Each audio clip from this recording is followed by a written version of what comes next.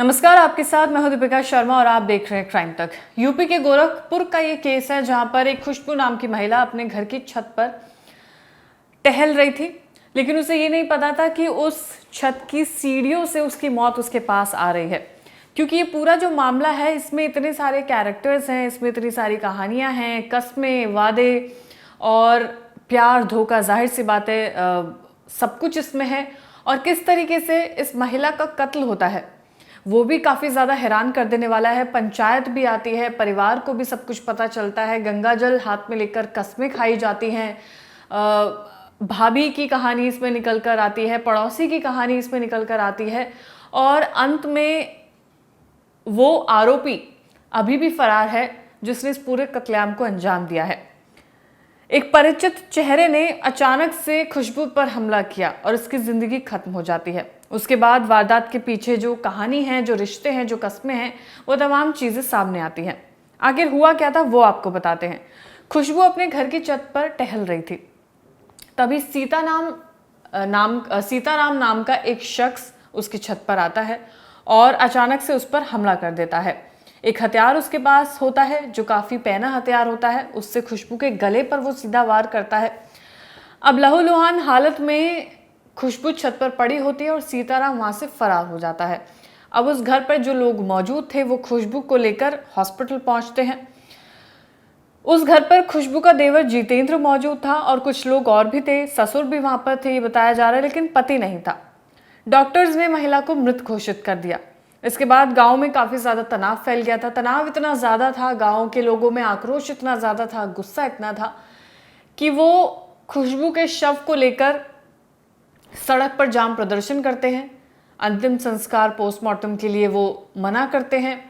काफी ज्यादा बहस होती है और मामला काफी ज्यादा बिगड़ने लगता है। अब पूरा मामला क्या है वो सिलसिलेवार तरीके से आपको बताते हैं। तो खुशबू की शादी 3 साल पहले हुई थी उपेंद्र नाम के शख्स से। दोनों की कोई संतान अभी तक नहीं थी। उपेंद्र 6 मार्च को नौकरी के सिलसिले में दुबई जाता है, यानी कि जिस वक्त ये वारदात होती है उस वक्त खुशबू का पति वहां पर नहीं था और काफी लंबा समय उसको बीत चुका था। पुलिस के मुताबिक महिला खुशबू और सीताराम के बीच में अफेयर बताया जा रहा है। खुशबू के घर वालों को इस बात की जानकारी थी कि उन दोनों का अफेयर है। खुशबू का जो ससुराल है, उस ससुराल से जो आसपास का जो एरिया है वहीं पर वो सीताराम भी रहता है और उससे उस महिला का अफेयर भी था, ये भी बताया जा रहा है। परिवार को इस बारे में पता लग चुका था, लेकिन दोनों को समझाने की कोशिशें लगातार की जा रही थी।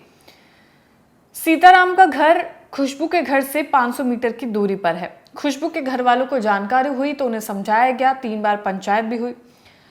अब इस वजह से खुशबू के देवर जितेंद्र और सीताराम के बीच भी अच्छी दोस्ती हो चुकी थी, क्योंकि आसपास ही घर थे। जितेंद्र ने भी अपनी भाभी से बात की। जितेंद्र ने अपनी भाभी को समझाने की कोशिश की कि सोचिए, एक इतना ब्रॉड माइंडेड देवर इस भाभी को मिला था कि उसने ये समझाने की कोशिश की कि ये तमाम रिश्ते गलत हैं, आपकी शादी मेरे भाई से हुई है, आपको ये सब नहीं करना चाहिए। उसने सीताराम को भी समझाने की कोशिश की, आमने सामने दोनों को लेकर आए ताकि इस चीज़ को जल्द से जल्द ख़त्म किया जा सके। क्योंकि गांव में इस तरह की चीज़ों को एक्सेप्ट कर पाना या यूँ कहें कि इस तरीके की चीज़ों का सामने आ पाना एक बहुत बड़ी बात होती है। और ऐसे में इन दोनों के रिश्ते के बारे में अगर गांव में पता चलता तो इनके परिवार के लिए काफ़ी ज़्यादा बेइज्जती की बात हो सकती थी। इस वजह से पूरा परिवार इस बात को दबाने की कोशिश कर रहा था, समझाने की कोशिश कर रहा था कि दोनों किसी तरह से समझ जाए। अब इसी के लिए दोनों को आमने सामने खड़ा किया गया। हाथ में गंगाजल देकर कसम दोनों को खिलाई गई। सामाजिक बदनामी से बचने के लिए दोनों परिवारों ने तय किया था कि वो लोग इसे हाथ में गंगाजल देकर इन दोनों के संबंधों को खत्म करने की कसम खिलवाएंगे। बुधवार रात जब सीताराम कसम खाने पहुंचा तो खुशबू ने कह दिया कि उसका सीताराम से कोई भी संबंध नहीं है। अब जब ये लाइन सीताराम ने सुनी तो वो काफ़ी ज़्यादा उसकी ईगो हर्ट हो चुकी थी। वो ये सोचने लगा कि जो खुशबू, जिस महिला के साथ उसका संबंध था, जिससे वो प्यार करता था, उसने सबके सामने ये कह दिया कि उसका इस लड़के से कोई भी संबंध नहीं है, तो उसकी ईगो इसमें हर्ट हो जाती है। सुनते ही सीताराम आग बबूला हो गया और उसने अपने आपा खो दिया। खुशबू ने कसम खाई कि अब दोनों के बीच कोई रिश्ता नहीं रहेगा, दोनों कभी नहीं मिलेंगे। खुशबू ने कसम खाई कि वो उसी पल से सीताराम से दूरी बना लेगी और कभी भी उससे बात नहीं करेगी। अब सीताराम के लिए बेहद मुश्किल था कि खुशबू अब उससे कभी मिलेगी नहीं, खुशबू उससे कभी बात नहीं करेगी, दोनों के बीच में संबंध खत्म हो जाएंगे। अब सीताराम क्या करेगा, उसको काफ़ी ज़्यादा परेशानी इस बात से होने लगी थी। हालांकि खुशबू का तो पति था, वो अपनी ज़िंदगी ऐसे भी व्यतीत कर सकती थी, लेकिन सीताराम के लिए ये कुछ भी एक्सेप्ट कर पाना नामुमकिन हो गया था। अब खुशबू ने कसम खा ली थी, ये सुन के सीताराम को काफ़ी ज़्यादा गुस्सा आ गया था। वो ये सोचने लगा कि अब वो क्या रास्ता निकालेगा। इसके बाद सीताराम ने तय कर लिया कि वो खुशबू को अब जान से मार देगा और इसीलिए उसने ये प्लान किया और चाकू का इस्तेमाल कर उसने इस पूरे कत्लेआम को अंजाम दिया। वो खुशबू के छत पर पहुंचता है जहां पर खुशबू टहल रही थी। घर पर उसका देवर भी मौजूद था, ससुर भी मौजूद थे और उसी पल उसी वक्त वो उसकी छत पर पहुंचता है और चाकू से खुशबू पर हमला करता है, गले पर चाकू से वार करता है जिससे उसकी मौत हो जाती है। खून से लथपथ खुशबू जमीन पर गिर पड़ी थी। सीताराम वहां मौके से फरार हो जाता है। अब जो परिवार वाले थे वो खुशबू को लेकर हॉस्पिटल पहुंचते हैं जहां पर डॉक्टर्स ने खुशबू को मृत घोषित कर दिया। इसके बाद परिवार ने अस्पताल के बाहर शव को रखकर हंगामा खड़ा किया।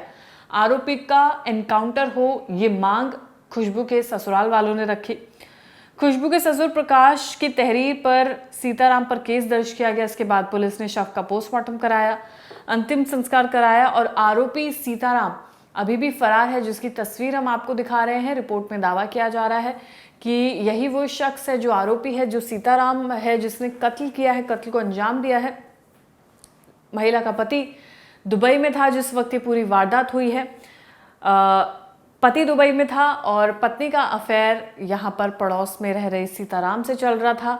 जाहिर सी बात है, सुनकर खराब लगेगा पति को भी, ससुराल वालों को भी, लेकिन खुशबू और सीताराम के लिए ये बहुत आम चीज़ थी कि वो लोग इसमें कंफर्टेबल थे। लेकिन जब सबको पता चलता है, परिवार वालों को जब कसम खिलाई जाती है, जाहिर सी बात है धमकाया भी जाता है, डराया भी जाता है, समझाया भी जाता है, खुशबू समझ जाती है, वो कसम भी खा लेती है कि अब से वो लोग दूर रहेंगे। लेकिन सीताराम के लिए एक्सेप्ट करना नामुमकिन था। जिस वक्त उसने ये सुना कि खुशबू उससे मिलेगी नहीं, जिस वक्त उसने ये सुना कि खुशबू ने ये कहा है कि उसका सीताराम से कोई संबंध नहीं है, तो वो काफ़ी ज़्यादा हर्ट हो जाता है। इतना हर्ट हो जाता है कि उसने खुशबू का कत्ल कर दिया।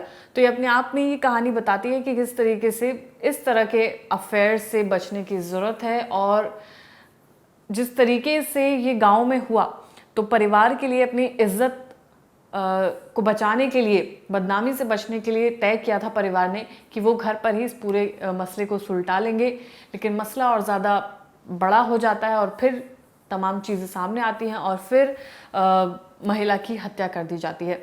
तो ये थी गोरखपुर की कहानी जहाँ पर इस पूरे केस को बताया गया। लेकिन आरोपी सीताराम अभी भी फरार है। ये उसकी तस्वीर है जो हम आपको लगातार दिखा रहे हैं, जिसने खुशबू का कत्ल किया और फिर वो उस घर से फरार हो गया। मृतका के परिवारीजनों तथा उनके ससुराल वालों से पूछताछ करने पर यह बात स्पष्ट रूप से सामने आई है, जो कि परिवारीजनों द्वारा पूछताछ के क्रम में उनके बयान में यह बताई गई है कि जिनकी शादी 3 वर्ष पूर्व उपेंद्र गौतम से हुई थी और इनका नाम खुशबू गौतम है। शादी के 3 वर्ष के बाद भी इनका संबंध पास के ही पड़ोस के एक व्यक्ति जिसका नाम सीताराम गौतम है उससे चल रहा था। ससुराली जनों तथा सीताराम गौतम के परिवारजनों के बीच में कई बार इनको समझाने बुझाने का प्रयास किया गया और यह संबंध को खत्म करने की बात कही गई, परंतु इस पर कुछ वाद विवाद बना रहा। ऐसी स्थिति में इनके देवर जितेंद्र, जो कि सीताराम गौतम के ही मित्र थे, इन्होंने कल गंगा जल की कसम दिलाने के लिए सीताराम गौतम को खुशबू गौतम से मिलवाया और वह खुशबू गौतम के पास आकर गंगा के जल की कसम लेने की बात कही गई। खुशबू गौतम द्वारा गंगा जल लेकर यह कहा गया कि मेरा सीताराम गौतम से किसी प्रकार का कोई संबंध नहीं है। इसी बात को लेकर के सीताराम से इनका विवाद हुआ और उसी दौरान विवाद सीताराम गौतम ने धारदार हथियार से इनके गले पर चोट पहुंचाई और यह घटना हो गई है।